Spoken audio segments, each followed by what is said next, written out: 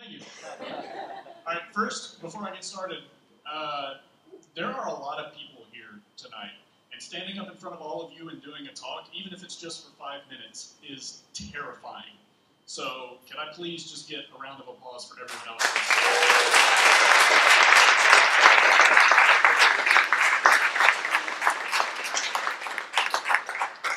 Because I'm terrified. I should be. Okay. So what I wanted to talk to you guys about tonight was taking multiple skills and combining them to create leverage. So this kind of builds a little bit upon what Ian was talking about earlier today about how to become an expert. So when I was researching material for this talk, because most ideas these days aren't original, I discovered that Scott Adams, the guy who created the popular comic Dilbert, if you've never heard of him before, a long time ago, and by a long time I mean like 6 years ago, wrote a blog post on career advice. And the career advice that he gave to people was, to be successful in this world, you can do one of two things. You can become the best at one thing, or you can get within the top 25% of two or more things. And I want to talk about that getting in the top 25% of two or more things, because to be perfectly honest, it is completely unreasonable to expect that you will become the best at any one thing. Most of us aren't going to end up in the NFL or the NBA or any type of service like that. So we have to focus our efforts on getting really good at a couple of things that we can combine together and leverage them to... When I was putting together the slides that I'm not using, I tried to model it kind of like a Venn diagram. So kind of think about if you are a developer and you specialize in a single language, like in my background, I used to be primarily a PHP developer. That was all that I did. There's a problem with that. PHP, if that is your only thing that you're good at, you have to compete with everyone else in the world who is also good at PHP. So one of the things that you've probably noticed is that a lot of companies tend to value generalist developers more than specialized developers. That's why you find a lot of places asking for full stack versus back-end or front-end. The reason that is they're combining a back-end skill or a back-end development with front-end development, and it gives them more leverage.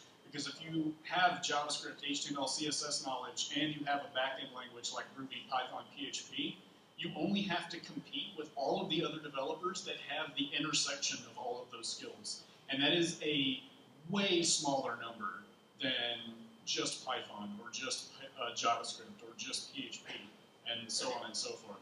So one of the things that I did was, over the course of my career, I've tried to make an effort to spend a significant amount of time getting really good at one thing, and then transitioning into something else, and then trying to get really good at the next thing. Because I've got a history and a background from freelancing and consulting and things like that, I've had to learn how to do marketing, I've had to learn how to do sales, I've had to learn how to manage a business, do accounting, like all of those things. And if you've seen me do any of my other freelancing or money talks, you know that one of the things that I tell people is when you're operating like as a freelancer especially, or even as a full-time employee somewhere, you have to treat your career like a business. And treating your career like a business basically involves getting good at all of the different aspects of it so that you have more control and more leverage over the things that you want to do. And having that leverage, having that intersection of skills makes you more valuable. And when you understand that value and you can communicate it effectively, like Ian said earlier, that is what makes you an expert. And having that expertise is incredibly valuable, and you will go a long way with it. And I think that's about the basis of what I wanted to talk about. So we've got about 54 seconds left. That's going to be on camera later. Or camera. Thank you.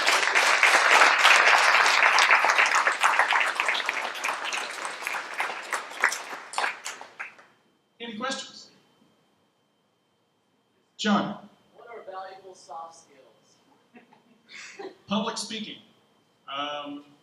Public speaking is a really valuable one because it enables you to do things like this and get up and be in front of people and speak. And it also, having any kind of a background in public speaking usually means that you also have the ability to communicate effectively, which is really, really valuable when you're inside of teams, larger organizations, anything like that. That's probably one of the top ones you're going to want to get good at. Anything else? Is there a limit to how generalized you can become, or is it the more general you become, the better? I think that there's probably an upper limit to it. If I had to make a personal recommendation, I would probably target like 3 to 4 main skills and probably not go much more than that. I have about 4 that I'm extremely confident in, and then I've got like a whole bunch of other ones that I have at least some level of competency in that I wouldn't necessarily go around telling everybody that I'm the greatest at, but I would say about 3 to 4 is probably a good set. You get more money being a specialist or being a more generalist? Do you get more money being a specialist or a generalist? It honestly depends. It depends on how in demand the specialization is. It's kind of like a supply and demand kind of thing, so like basic economics. If there are a ton of specialized freelance, or a ton of specialized front-end developers out there, then there's not going to be a ton of excess demand for it. So specializing in front-end, for example, is not necessarily the best route to take since there are so many other people that are doing it. So that was the one other thing that I wanted to say, and I'm going to use up the rest of my Q&A time and talk about it, was my definition of a specialization is not necessarily having one skill and being really good at it. My definition of a specialization is taking a couple of skills, combining them with a vertical, and getting really good at that. So if you work in like hospitality or healthcare or commerce, finance, whatever the case may be, taking a couple of skills that are relevant to that vertical, combining them together with that vertical makes you incredibly valuable to the businesses that operate inside of that vertical. So if you came to me and I was running a finance-related organization and you had finance experience with a couple of other skills that are also really valuable, you would be at the top of my list of people that I wanted to hire. Thank you.